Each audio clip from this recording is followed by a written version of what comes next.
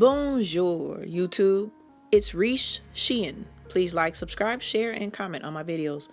And please, mesdames and messieurs, don't forget to click the notification bell. I would like to introduce you today to a new commentary section on my channel called The Matrix Series, The Lies We Are Continuously Told.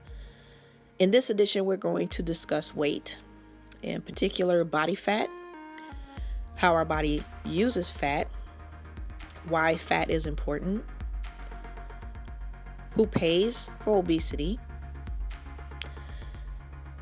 some Instagram influencers and what they were willing to sell to make a buck off of folks, their need to lose weight,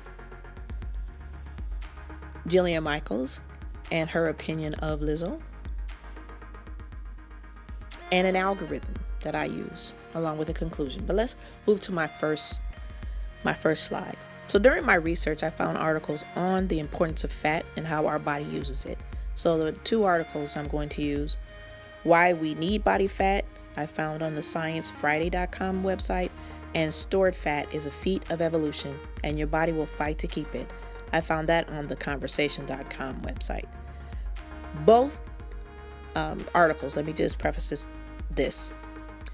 Both articles say it is important to maintain a healthy amount of fat, healthy, based on the BMI, okay? And that it is important to exercise, and it is important to eat right, to eat healthily. Both articles stress that, and I'm going to put that out there before anybody comments, because the points I'm going to make that I like that these articles talk about is the importance of body fat. Okay? So the first point that totally blew my mind was, in our weight-obsessed culture, it's common to disparage the fat in our bodies, but body fat, scientifically termed adipose tissue, is a highly specialized organ, critically important for health and longevity. Second bullet point, among its many functions, fat surrounds and cushions vital organs like the kidneys and insulates us against the cold. Body fat also signifies health, conferring beauty when distributed in the right amounts and locations. But critically, fat is our fuel tank, a strategic calorie reserve to protect against starvation. Second article, the stored fat is a feat of evolution and your body will fight to keep it, says, so while fat is often demonized, it has also been our friend through millions of years of evolution. It makes sense for our bodies to store energy in this way and to develop systems to cling on to it, just in case there is a famine around the corner. I find those points very interesting, especially the first one, because we are never told that fat is an organ. We're not told that it's important for health and longevity. We're not told that. We're told it's bad, especially extreme fat is extremely bad. Yeah. So it's interesting that for some reason, that first point is just not been really pushed along with information about being overweight. Now, I have heard about fat surrounding and cushioning our vital organs. That's true. I have heard that. That's a true statement. But that first point, I had not heard. So I go on. What I constantly hear is how much obesity costs the U.S. population. And then this article is going to share who pays for obesity. Now, the article literally is called Who Pays for Obesity? And it is an article you can find on the government website. So it goes on to say, this point in particular to me was very interesting. We will argue that the existing literature on these topics suggests that obese people on average do bear the costs and benefits of their eating and exercise habits. Obese people bear the cost, not people that are not obese. Obese people. So if you're overweight and you know better than anybody else, especially those who are not obese and want to health explain to you about the cost of being obese. And you're like, dude, I know how much it costs. I'm the one paying for it because I'm the one that's going through it. But you want to sit and tell me and sit and in judgment and health explain to me the cost, or that you can become diabetic, or it causes cancer. This is what Charlemagne the other day said, that being overweight causes cancer. Anyway, for those of us that I can't even begin to tell you the people that are not obese that have caught breast cancer in particular, and they weren't obese and got and breast cancer, they still develop breast cancer. I'm sure they would find that to be a very interesting choice of words, Charlemagne. But people, again, they share what they feel they know. And obesity, even I looked up on WebMD, obesity can cause some forms of cancer. But and I get it. Charlemagne's not a medical doctor, but that's what he said. That cancer causes, that being obese causes cancer, fat causes cancer. No, it doesn't. But it's information like that from people that are in those kind of positions that give other folks that have no clue, put batteries in their back to think, oh yeah, that's exactly what it does. No, it doesn't. Absolutely not.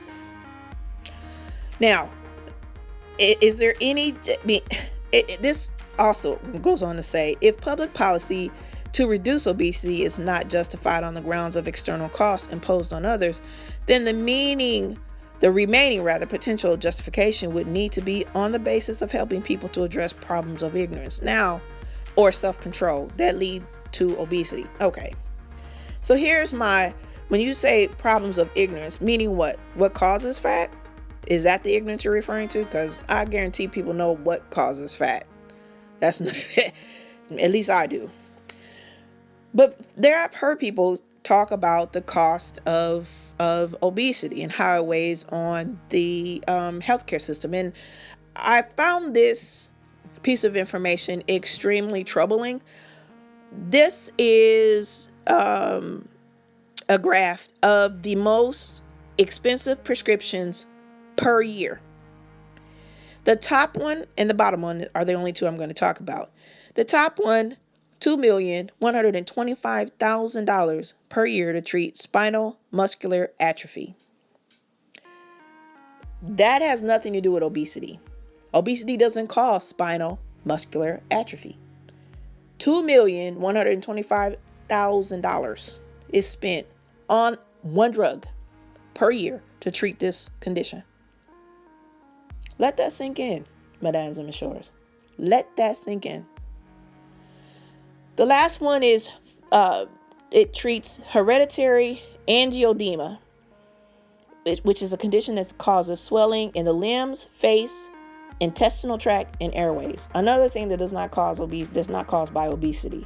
It's hereditary.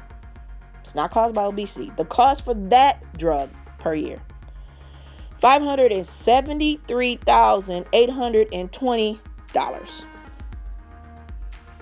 per year. One drug. If you're trying to figure out why medical costs are insurance costs so much,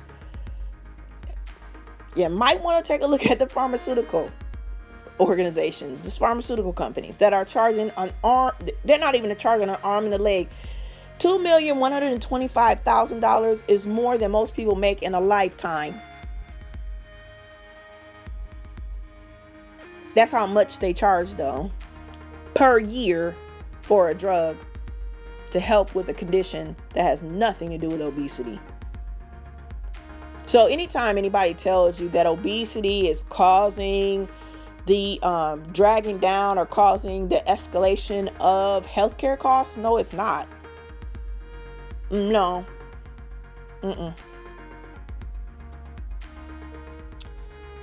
So let me continue. So the Illuminati, this is a YouTuber that posts usually about MLMs and why you should never join an MLM, and I totally agree with her.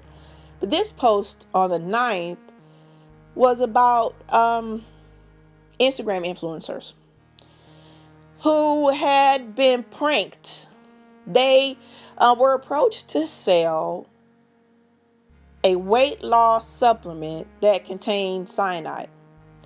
Cyanide was listed as an ingredient, and the name of the product was called Cyanora. So the prank was to see if they would agree to sell it. And they all agreed to sell it. The only one person, and it wasn't any of the influencers, it was one of their agents that said, "Are you sure that all the ingredients in here are safe?" And that agent was no longer with that influencer. It's interesting. Anywho, so the weight loss company, it again was a prank show. It is hosted by Irish rapper Blind Boy. And the show is called Blind Boy Undestroys the World, which is such a cool name. And the goal was to see just how far the Instagram influencers would go to sell this weight loss product that cyanide was listed as an ingredient. The reason why I use this as a part of my Matrix series is because as consumers, we are constantly bombarded with what the Matrix finds wrong with us. The Matrix makes money off of our psychoses. The Matrix tells us we're too fat, too broke, too worried about how government really isn't for the people, by the people. And these are just some of the messages we continue to receive hour by hour daily. These influencers were willing to sell a product they hadn't even researched. This reminds me of that one guy, what's his name? Scather, the one that in the Matrix that wanted to be put back in the Matrix. He's like, yeah, I know this is not a steak. I know this is just my mind, but you know what? Ignorance is bliss. So I'll help you take down a whole, not generation, but a whole species. A whole species of people. Or I shouldn't say a whole species, but a whole faction of that species of people.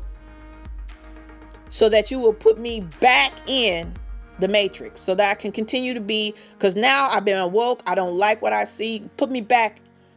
I'd rather have taken the blue pill.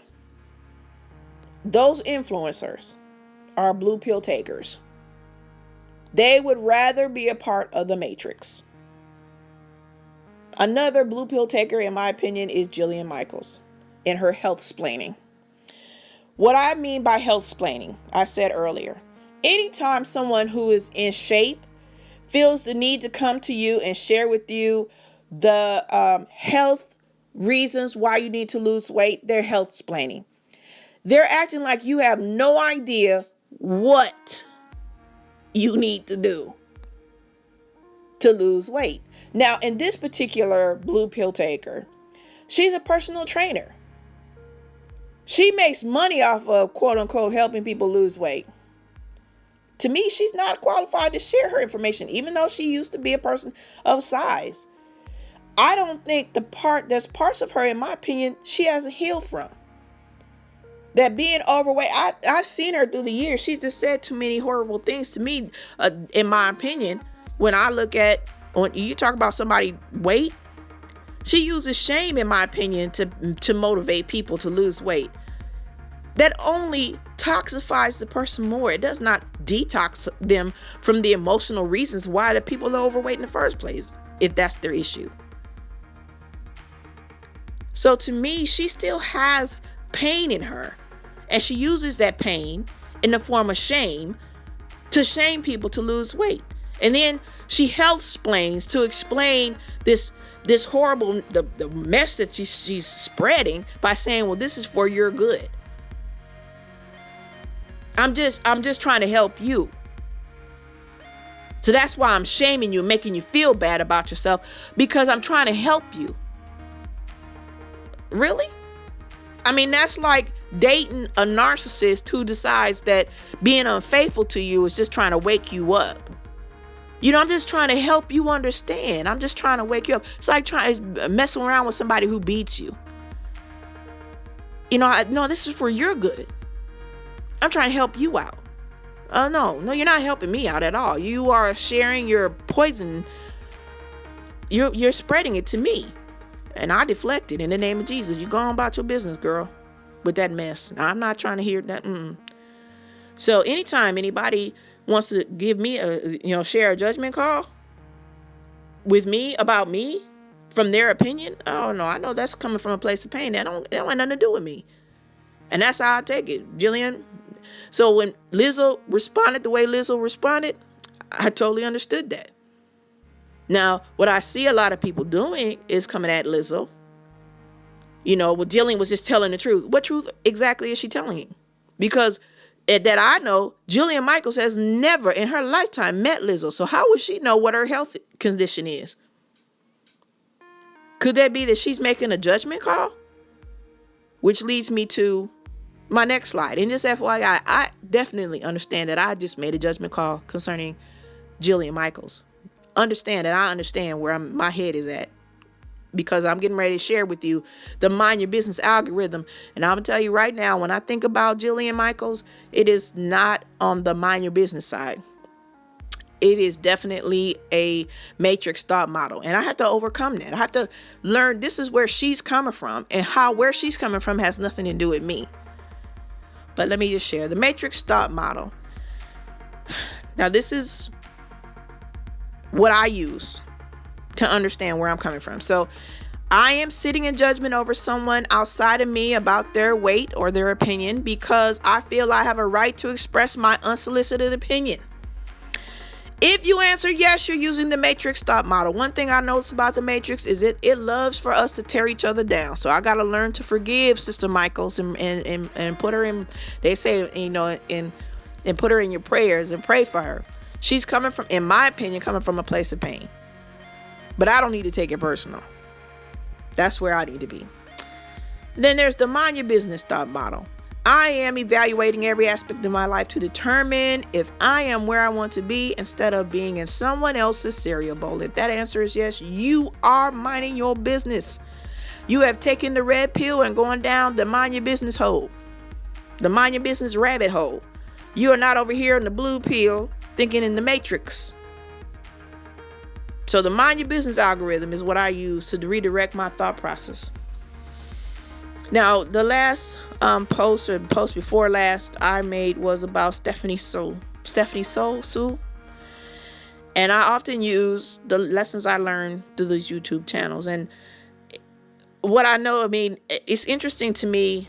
One, the lesson I learned from her, which was just another, as I said, relearning, that you got to watch who you let into your house. You got to watch who you let into your house. That still's apropos, but there's some other things that I've decided, I've not decided, but I spoke on. And what I noticed is if it's about a messy subject like Andrew Caldwell and William McRae, I get thousands of likes or thousands of views. And what I have to do is ask myself every time, the matrix thought model or the Mind My Business thought model? Because a lot of time when I look at Andrew Caldwell and William McRae, I'm sitting in judgment over them. I don't like a lot of the stuff that they say, and I don't like a lot of the stuff that they do. However, nothing to do with me. So in conclusion, weight is always going to be a topic of discussion because it is used in so many different aspects of our life to divide us and tear us apart.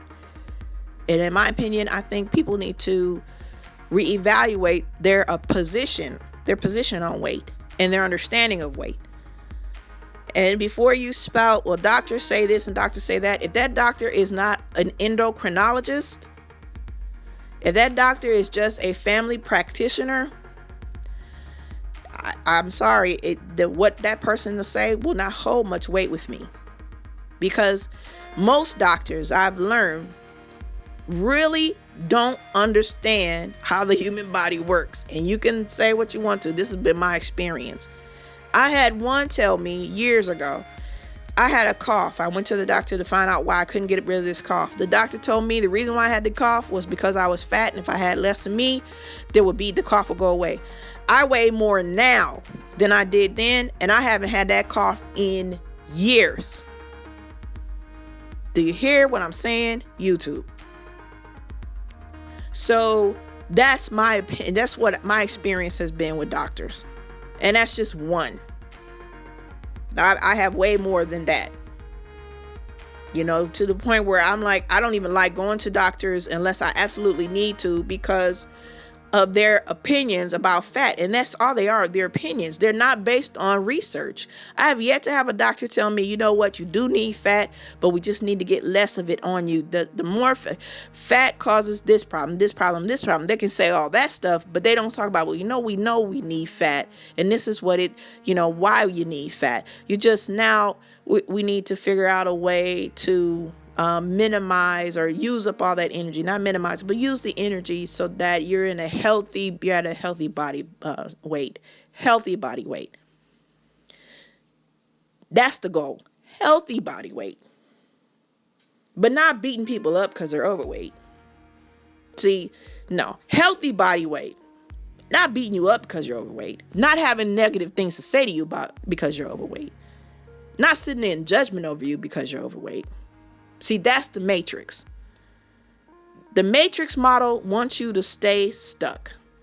Stay stuck in complacency. Stay stuck in judgmental behaviors.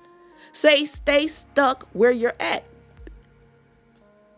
Where if you take the red pill and go down the rabbit hole of reality, you change your perception and perspective. And that's when you become your own personal Neo. That's when you become that awesome individual that can overcome any obstacle, no matter what it is. So, ladies and gentlemen, mesdames and messieurs, I want to thank you for following me down the red rabbit hole to reality, prosperity, peace, joy, and love.